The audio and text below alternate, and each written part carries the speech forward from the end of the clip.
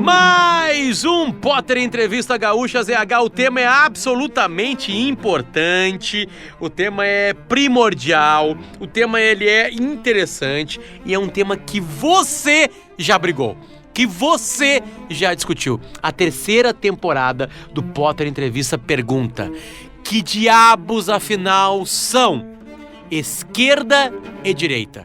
Vamos ouvir as pessoas mais distantes uma das outras possível. A gente quer ouvir seres humanos para eles colocarem aqui a sua voz. Você sabe que no Potter Entrevista quem menos fala sou eu, o Potter. E quem mais fala é quem entra com a gente aqui por telefone, por WhatsApp ou ao vivo. A gente quer ouvir pessoas e quer saber o que elas têm para falar. E agora a gente vai ouvir um dos maiores analistas políticos do Brasil. A gente vai ligar e ele já participou da temporada passada para conversar com o cientista político, analista político, o senhor Fernando Schiller. Ligando. Alô? Fernando. Tudo bom, Potter? Estamos de novo aqui enchendo teu saco. Não enche o saco, não.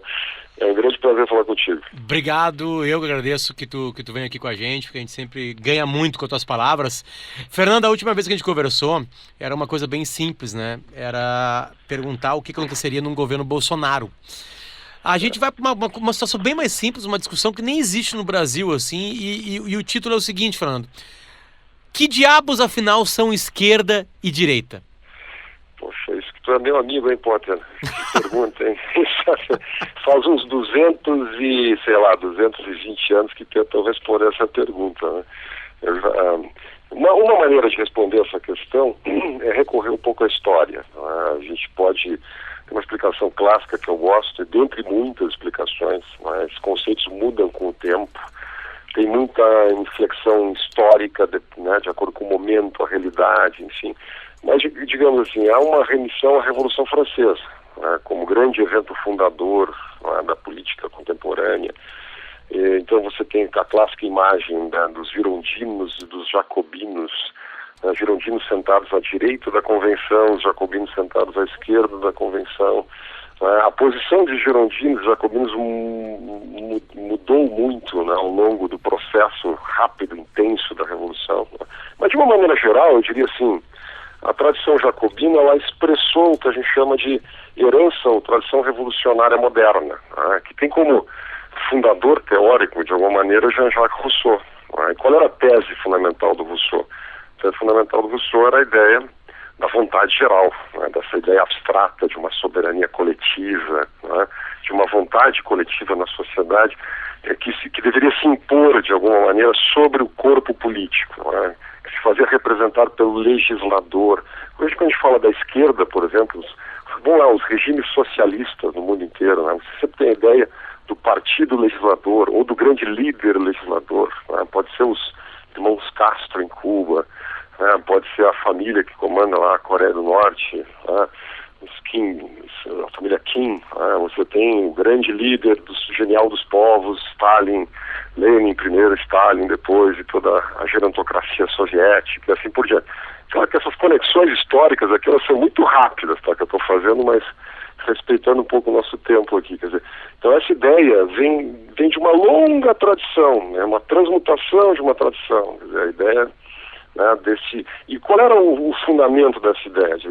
Não necessariamente é uma ideia que contava com uma divisão de poderes, ou seja, com, né, os chamados freios e contrapesos.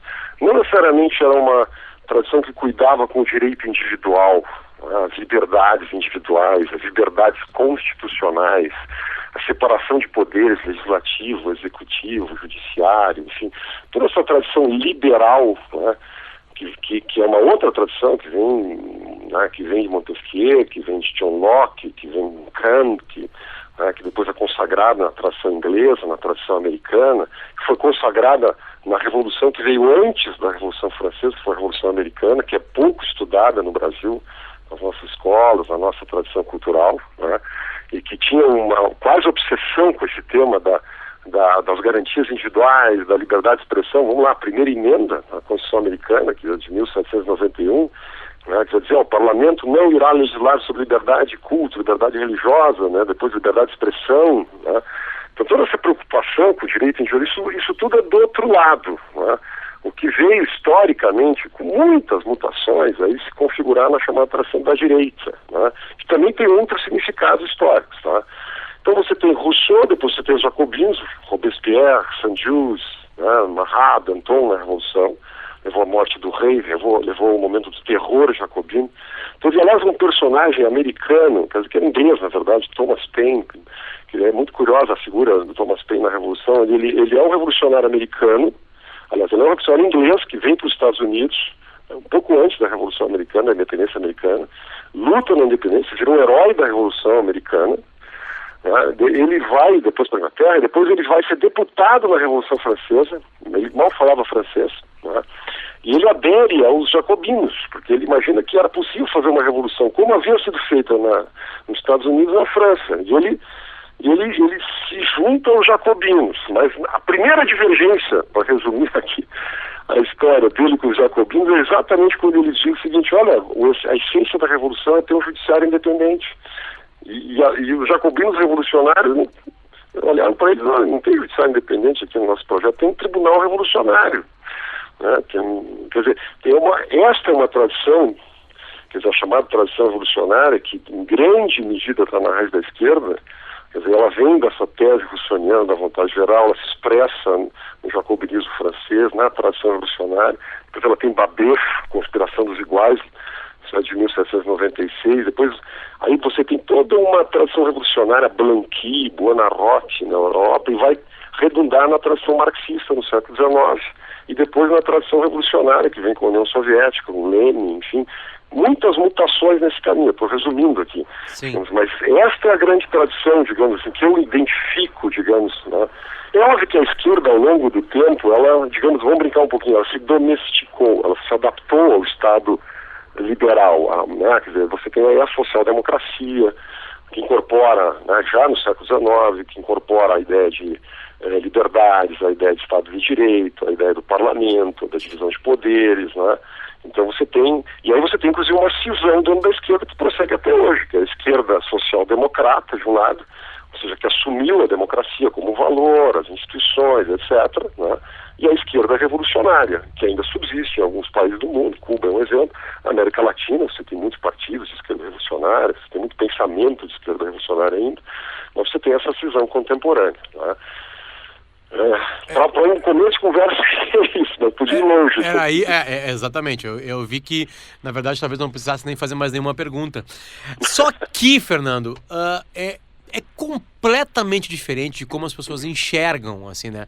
A sensação que eu tenho é que a pessoa primeiro vê o inimigo e mais ou menos cola um rótulo ali, e aí se decide se é de esquerda ou de direita. Por exemplo, era de direita no Brasil quem era contrário ao PT. É de esquerda no Brasil quem é contrário ao Bolsonaro. E aí eu não estou falando nem de voto, é de como se enxerga essa situação. Mas quando a gente vai enxergar e vai discutir um pouquinho mais sério, eu sempre vejo que tem uma escorregada para a economia. Tipo, a esquerda ela é estatal, a direita ela é um pouco mais leve com isso. Também tem isso, dependendo do olhar. Largo um olhar de sociedade, tem uma esquerda e uma direita. Eu largo um olhar de dinheiro, tem uma esquerda e uma direita. É mais ou menos assim também?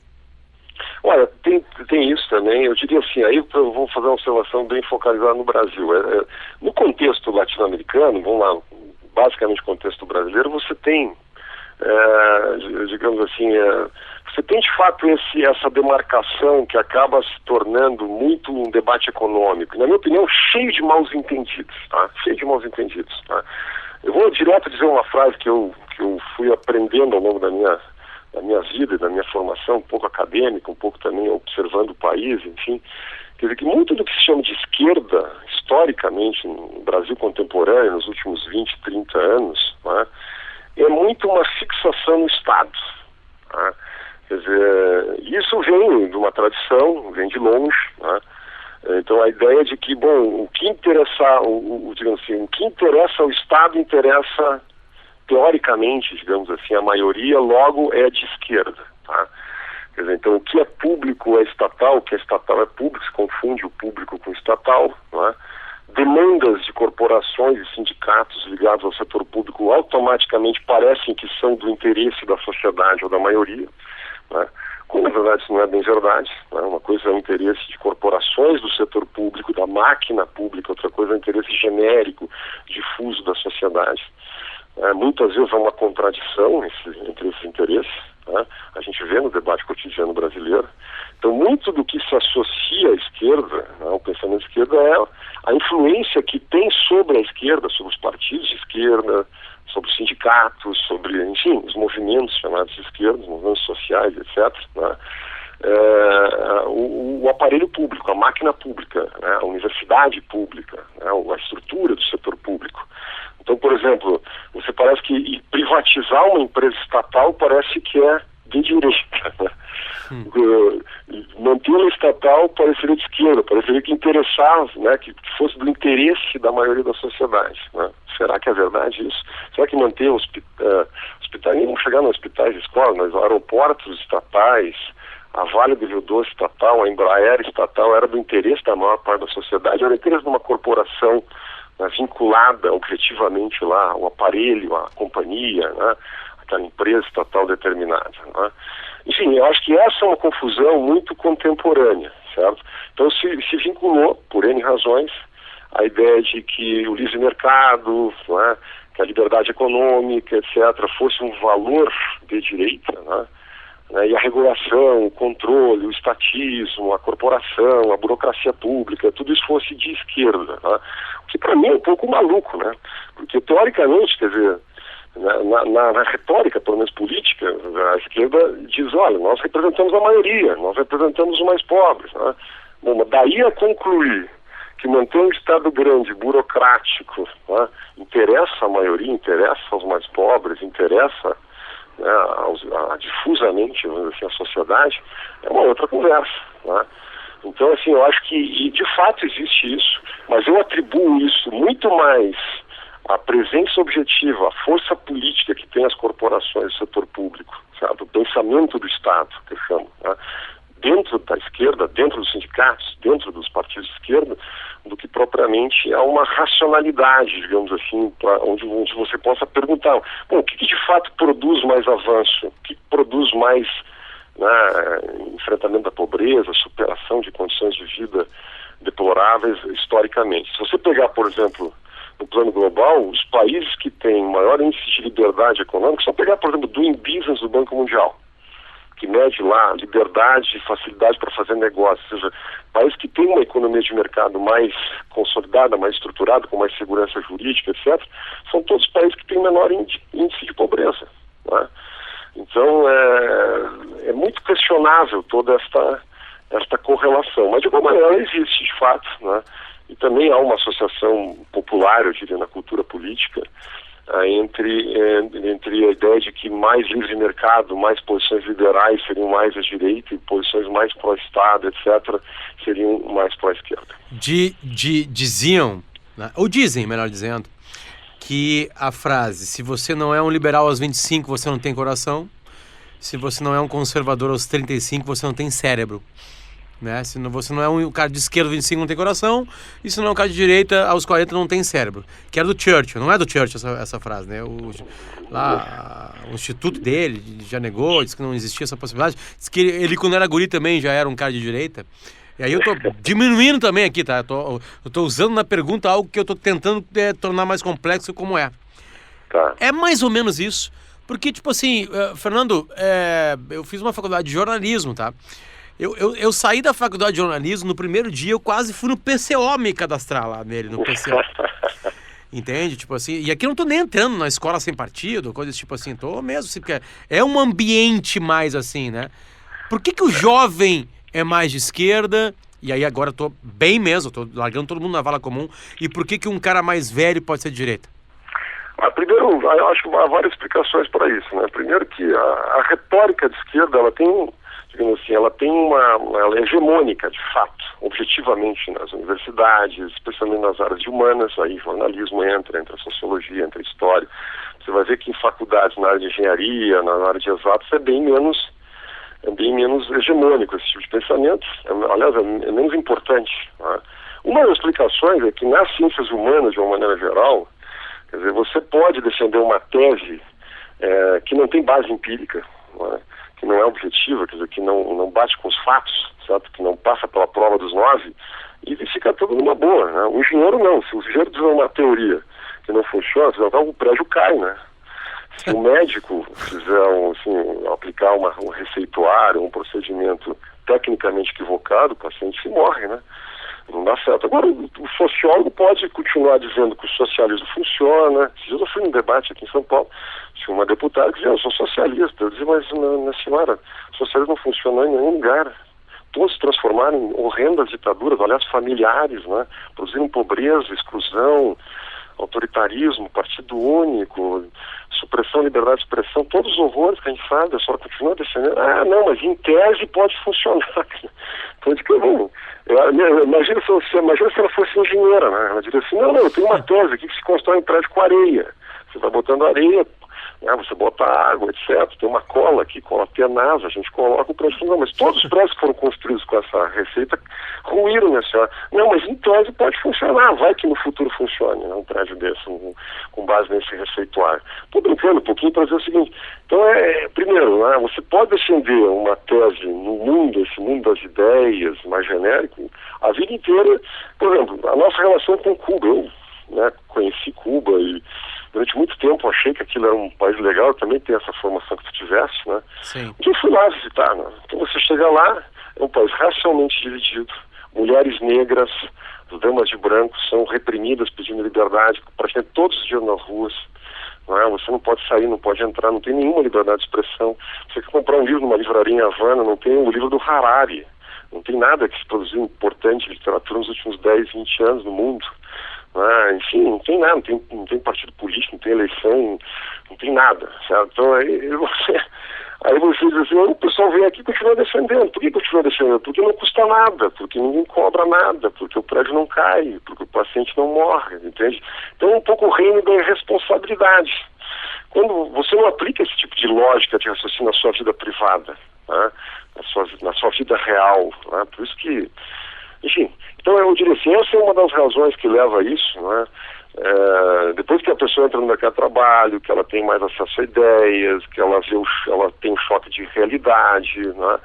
Que ela encara o mundo como é, que ela viaja um pouco, ela muda, né? É evidente que tem alguns que continuam, né? Tem o mesmo círculo, negando a realidade, né? Oferecendo a mesma retórica, enfim, isso pode acontecer, acontece, tá cheio por aí, né? Tá cheio por aí. E parece que é mais ou menos assim, né? A discussão fica em cima disso, né, Fernanda? Por isso que eu queria abrir um pouquinho mais isso aí. Uma outra coisa também que a gente ouve bastante, assim, e de pessoas que eu já ouvi aqui, é que, assim, a direita existe desde que a humanidade existe, né? E ela cresce muito mais, muito linkada a essa formação de uma sociedade judaico-cristã. E aí eu tô falando nossa aqui, né? Do nosso ocidente, assim. E a esquerda, como tu falou, ela é meio Revolução Francesa em diante. Também dá pra falar isso aí? Aí eu somo a palavra ser conservador, né? Tipo assim, vamos testar bastante antes, vamos com calma, cuidado com as revoluções. Tem um pouquinho disso também? Olha, eu diria, na grande tradição conservadora, vamos pegar o caso do Edmund Burke, né? As considerações sobre a Revolução Francesa, que é um dos livros matriciais da tradição conservadora, né? É uma crítica à Revolução Francesa, né?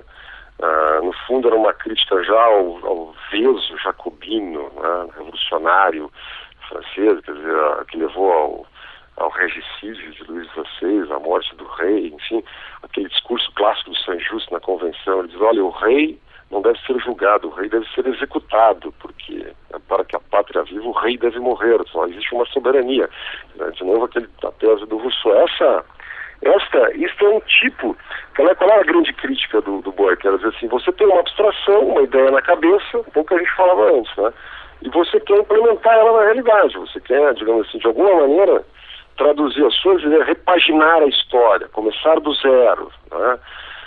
Nunca antes nesse país, então começa tudo do zero, vamos repaginar, não vamos considerar nada que está no passado, não vamos considerar um aprendizado histórico, esse traço tão anglo-saxônico da common law, do direito consuetudinário, do aprendizado gradativo das instituições, do amadurecimento, etc. Não, vamos cortar esse nogórdio aqui, vamos começar do zero. Esta ideia foi a ideia criticada pela tradição conservadora, né? A tradição conservadora considera que a sociedade é um acúmulo de aprendizado, de crítica, de autocrítica, de revisão. mas é baseado na ideia de prudência, certo? Quer dizer, você não... Os girondinos da Revolução, do Rousseau, por exemplo, no certo momento ele dizia, é preciso parar a Revolução. Isso depois vai ser retomado por uma grande filósofa chamada Hannah Arendt, que tem um livro famoso chamado Da Revolução, onde ela comparou a Revolução Francesa com a Revolução Americana, e ela dizia isso. Enquanto os franceses vinham com grandes abstrações, e a discussão era sobre o destino da humanidade, o sentido da república, a natureza humana, etc., os americanos, toda aquela tradição de John Jay, Hamilton, enfim, toda Jefferson, enfim, e John Adams, eles estavam, Madison especialmente, estavam preocupados com o quê? Como é que vai funcionar o Senado? Como é que vai funcionar a Câmara dos Deputados? Como é que vai funcionar o colégio eleitoral? Como é que a gente vai evitar que as facções tomem conta? Como é que vai funcionar o judiciário independente? Porque às vezes muito mais pragmáticas, muito mais reais. Como é que a gente protege a liberdade de expressão?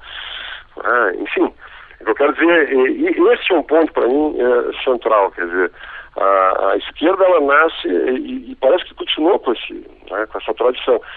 Dizendo isso, queria fazer uma observação, Potter, importante aqui, que é o seguinte, eu estou dando um pouco a ideia do início do processo, da grande tradição.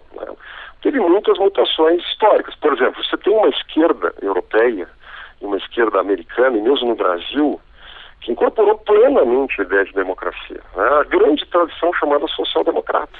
Você tem o Tony Blair, por exemplo, você tem o New Labour, o Partido Trabalhista Inglês, por exemplo. Não é um partido revolucionário, mas é de esquerda. Ele propugna por políticas de igualdade, por políticas de proteção social, inclusão em vários níveis, etc. Você tem um Partido Democrata nos Estados Unidos, você tem um Barack Obama, não de esquerda, mas a esquerda liberal. No Brasil isso seria considerado um homem de direita, no nosso debate aqui. Certo? No Brasil mesmo, nós tivemos o presidente Fernando Henrique, por exemplo, um social-democrata, que é uma espécie de Tony Blair brasileiro, o Bill Clinton brasileiro, aliás, muito associado a essa tradição. Durante 20 anos nós chamamos o ex-presidente Fernando Henrique de um homem de direita. No debate, na nossa rinha de galo aqui política, nunca foi um homem de direita, sempre foi um social-democrata, mas que incorporava a ideia de modernizar o Estado. Ele dizia, por que nós não temos que modernizar o Estado? Por que uma previdência social... Você veja hoje o debate sobre a previdência social. Então a esquerda é contra a previdência social. Aí as pessoas se aposentam com 48, 49, 50 anos, aí quebra o orçamento público, não tem recurso para investir em saúde, educação, etc, etc. A inflação sobe, porque o Estado tem que ir no sistema bancário para buscar dinheiro, para financiar uma dívida enorme do Estado brasileiro. E que isso tem a ver com o interesse das pessoas? Então a reforma da Previdência agora é de direita? Não, a reforma da Previdência interessa a toda a sociedade. Ou seja, existe uma parcela da esquerda, na minha visão mais racional, que incorpora a ideia de reformas, a ideia que a economia de mercado tem que funcionar, que tem que ter eficiência, tem que ter responsabilidade fiscal. Inclusive no Brasil, no início do governo Lula, você teve uma equipe econômica, na época liderada pelo Palocci, que respeitou esses princípios, respeitou a responsabilidade fiscal, fez aquela mini-reforma da Previdência, 2003, setor público, na época inclusive nasceu o PSOL, que foi uma dissidência, porque não aceitava, etc. Então eu acho assim, eu não estou aqui eu não quero jogar criança com água no banho, assim, entende, Potter? Existem eu gosto muito de uma expressão do Papa Francisco, a política é um poliedro, não é uma régua. A política tem muitos lados. Então você tem uma esquerda revolucionária, você tem uma esquerda social-democrata, você tem uma esquerda liberal, você tem, por exemplo, o Bolsonaro, ele é um conservador de direita, assim, dizendo de maneira meio apressada, assim. Conservadorismo cultural é uma vertente, desse grande espectro que a gente chama de direita. O Partido Novo já expressa uma visão mais liberal, menos conservadora, mais focada, por exemplo, nas liberdades econômicas e menos nas questões culturais, que pautaram muito a campanha do Bolsonaro, essa crítica às políticas de diversidade, crítica ao kit gay, essa obsessão contrária, enfim, tudo que diz respeito a gênero, enfim. Isso é uma vertente, um certo tipo de moralismo conservador, de direita, etc., chegando uma direita popular, mas que está longe de ser a direita, entende? Eu acho que é um espectro muito grande. Para te falar bem a verdade, eu não uso para mim esses conceitos, assim. Por exemplo, perguntar se você é uma pessoa de direita, de esquerda, eu não saberia responder. Certo? Realmente não saberia responder. Era uma das perguntas. Não, saberia. Eu não tenho mais nenhuma ideia. Eu nunca soube, de fato. Eu gosto, essa análise que eu estou fazendo para ti, você percebe que assim, ó, eu trabalho com muitas formas de definir diferentes, certo? Que vem da história, que vem do debate brasileiro, etc. Mas elas não necessariamente remetem a um conteúdo. Não é? Eu posso te contar uma historinha só. Eu me lembro que muitos anos eu tentei saber o que era de direita e esquerda no debate brasileiro. No debate brasileiro. Até que, sabe quem me revelou a verdade? Uma estagiária da Rádio Gaúcha. Opa. Uma estagiária. Faz tempo, hein? Então não deve mais estar na Rádio Gaúcha. Que ano que era? Isso faz mais de 10 anos. Mas ela me revelou a verdade. Eu me lembro que eu tinha ido num programa de debate, que a rádio tinha, era muito bom no programa. E no dia seguinte ela me ligou, a estagiária, disse, professor Fernando, tudo bem? Eu disse, tudo bem, até achei curioso, porque eu tinha participado no dia anterior, né? Então eu não ia me convidar de novo. Não, eu estou ligando para pedir uma sugestão de debatedores, professor. Eu disse, que legal. Sugeri para os colegas meus do departamento de ciência política que eu dava aula, e ela disse assim, esses dois não dá. Esses dois aí não dá. Eu disse, por que não dá? Porque esses aí são de direita. Né? Vocês são de direita. E de direita ela já temos aqui no programa, preciso de esquerda. Né? Ela fala de direita e esquerda. Né? E daí, a minha chance, né, Potter? Eu disse, agora eu vou descobrir o que é ser de esquerda e de direita. Né? Então eu tenho mais. Me desculpa, mas deixa eu fazer uma pergunta. Por que eles são de direita? Né? Porque eles são contra o PT, né? Tá aí. Aí eu pensei, anos e anos de ciência política jogados pela janela, ela me definiu o negócio. No debate brasileiro, estou escutando se você é contra o PT. Então, Roberto Freire, por exemplo, que era um clássico, né, histórico, líder do Partido Comunista Brasileiro, essas coisas, fez uma série de revisões na linha do eurocomunismo, etc., virou um homem de direita. Fernando Henrique, um homem perseguido pelo regime militar, um social-democrata, um homem da teoria da dependência, um grande social-democrata, mas é um cara de direita, porque ele não é do PT, ele é um cara de direita. Né? Então, isso é um pouco assim, a banalidade do nosso debate político. Né? Não dá nem para levar muito a sério isso, mas de fato pautou muitos anos na vida brasileira. O fato é que o PSDB e o PT ficaram se bicando durante mais de 20 anos, né, disputando o poder no Brasil, até que surgiu o Bolsonaro, né? Que, como diria um teórico mexicano amigo meu, diz assim, a direita carnívora, né? e ganhou as eleições. Vamos lá, sendo bem prático, o que de melhor... Eu vou primeiro fazer uma pergunta para um lado, depois eu faço a mesma pergunta para o outro lado. O que de melhor da esquerda... Eu quero a realidade. O que de melhor da esquerda já foi testado, dado certo e tem que acontecer em qualquer governo? Eu acho que a social-democracia, a grande tradição social-democrata, tem muitos ensinamentos, a universalização do acesso à educação. Por exemplo, eu sou um defensor de modelos dos chamados charter schools, né, dos chamados sistemas de voucher, como o ProUni no Brasil, onde o Estado garante a vigência de direitos. Garante, por exemplo, o seguinte, que toda criança, todo adolescente brasileiro terá direito à educação, tem acesso à educação. O Estado banca. Se a família não puder bancar, o Estado banca. Isso está na tradição liberal também, tá? Mas isso está em Thomas Friedman, isso está em Hayek, né? Friedrich von Hayek, grande ícone do pensamento liberal, mas é uma marca da esquerda, tá? O acesso universal à saúde, eu diria assim, a igualdade quanto ao básico, aquilo que é básico, né? Acesso à educação, à formação, à dignidade pessoal. Tem uma coisa que eu acho fantástica no Brasil, que é o BPC, Benefício de Prestação Continuada. Diz o seguinte, todo cidadão brasileiro passou de 65 anos, não tem outra fonte de renda, o governo vai dar, todos nós, né? Não é o governo, né? Os contribuintes todos darão um salário mínimo para ele. Então, você não tem miserabilidade entre idosos no Brasil, a não ser residual. Tá? Isso, para mim, é uma conquista, não vou dizer que é de esquerda, mas é associado historicamente a esse modelo da social-democracia, que hoje, na minha visão, ele tem que se incorporar, ele já foi, de certa maneira, incorporado à tradição liberal. Não tem, assim, um liberalismo puro, vamos acabar com o welfare state, vamos acabar com os direitos, vamos voltar a uma espécie de Estado selvagem. Né? Pouca gente defende isso, não é verdade?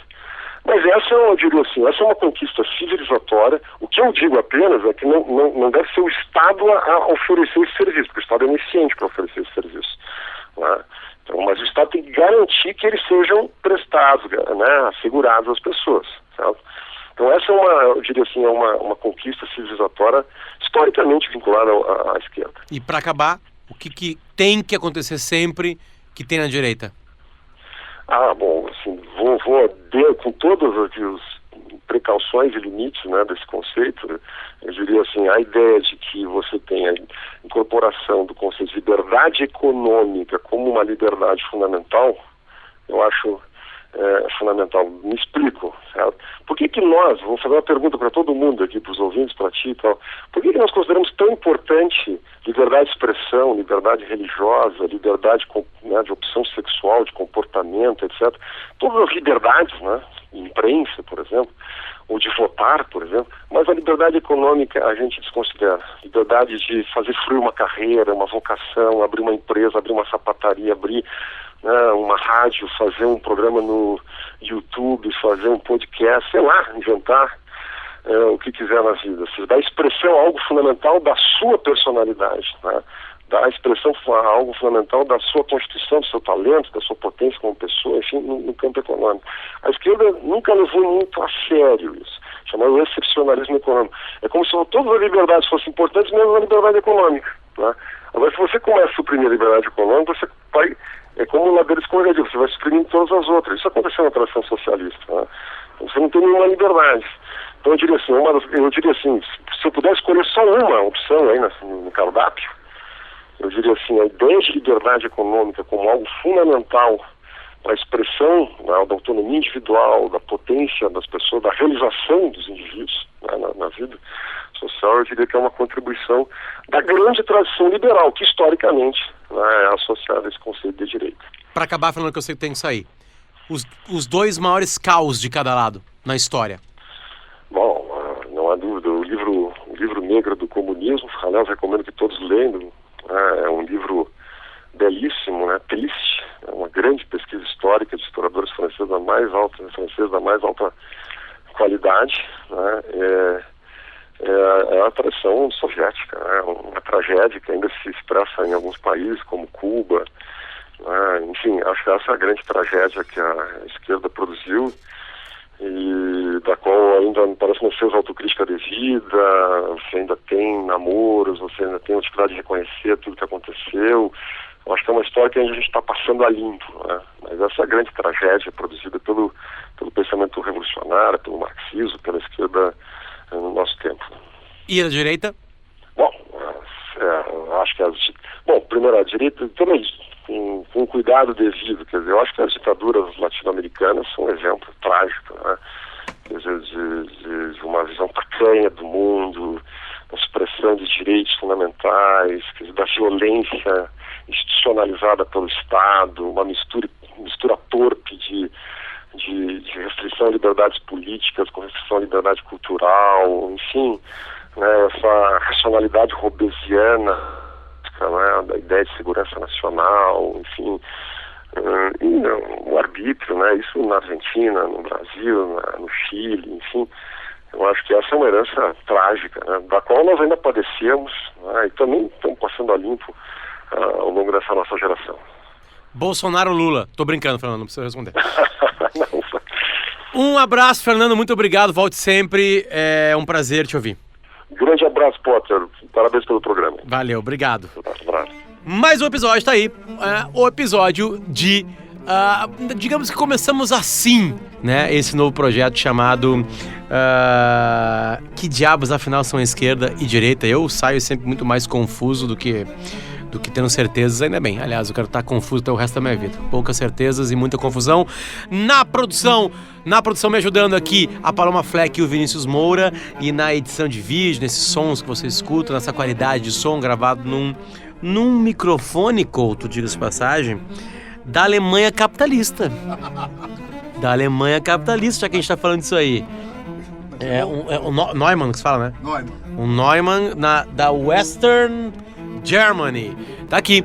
A gente vai seguir gravando, a gente vai seguir ouvindo pessoas, que a gente quer ampliar isso aí. E aí você escutando, toma a decisão que quiser. Esse aqui foi mais um Potter Entrevista Gaúchas RH. A gente volta a qualquer momento na sua plataforma preferida de podcasts.